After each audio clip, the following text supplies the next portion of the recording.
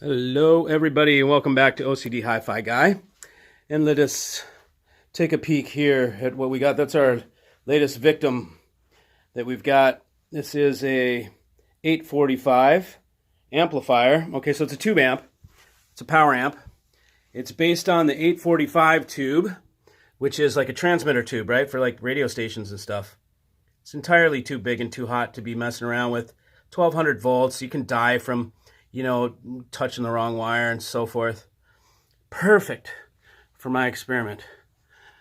So anyways, this is, there's two of them. It's not push-pull. This is actually in single-ended triode configuration. So that means that these tubes are in parallel. So, first you go here, then to that one, just instead of having them push-pull, which is, back and forth for the wave, you can get more power that way. But this way you keep it single-ended triode. People talk about the SET, the set, or the single-ended triode sound. Very seductive, very different from other sound circuits. So, and up front we've got a 300B right here, and we've got a 6SN7. So these are the driver and the preamp tube for these two back there, the 845s. But in typical fashion, okay, and I don't mean to diss any, I don't know, maybe I'm OCD or something like this, okay, but okay, so check this out. Okay, so we've got a nice, beautiful, expensive amp, presumably very sensitive, right, to sound, but hear that? Oh my God. Boing, I can hear it like ringing like 5 minutes afterwards. It goes to 11. It's got some long sustain. But I don't dig it, man. That means it's gonna, tubes are microphonic, man. You vibrate these things and, here's another thing I love. Yeah, don't you dig that? I love it when tubes do that. It's in its socket. Okay, that thing is in its socket. 1200 volts of 845, and it's just wobbling around. I can't stand that. Now, up front, they did the sensible thing, right? They used these type of sockets, which hold the pins down in there. On the Big Daddies, they've got, it's like a twist lock, right? And you twist this thing, but then there's just those little, see those hooked little arms? Those are like spring arms.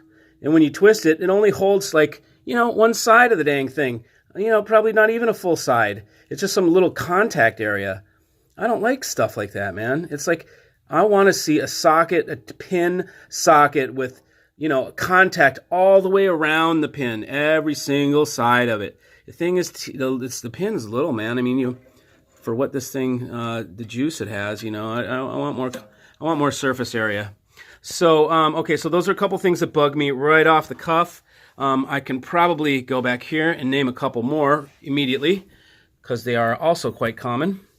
Is, okay, plastic, it's a safety thing, but again, here we're looking at like a brass bolt with gold plating, I wonder how our delicate signal's going to sound putting it through a brass bolt. Well, it's easy to machine, and we can machine millions of them, and they stay hard, and they don't strip. Well, maybe if we were careful with our audio equipment, we wouldn't need to use dumb level stuff, like brass bolts, or damn signal path. So, it's the same, whatever, plated junk. Okay, and then, I don't know, is that a Neutrik? Let's see, I can't tell. Yes, it is. Okay, so that's a good quality. Made in Switzerland, that XLR input. Although this is a single-ended amp, so we're going to not use that thing. We're going to use this one over here. We'll probably put a like a WBT pure silver there. Okay. Oh yeah, here too. We'll change this out. Put a WBT in here. I'm sorry, a Furatech NCFR.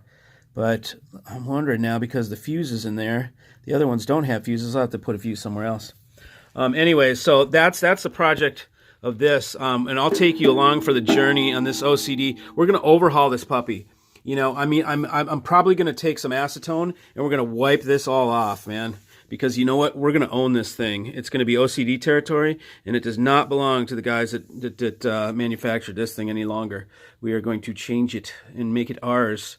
So I'll bring you along on that journey, and we'll go inside this thing and see what's in there, and probably change out some capacitors, and just do whatever OCD people do when they go inside audio gear. Try not to touch the hot wire. That would suck.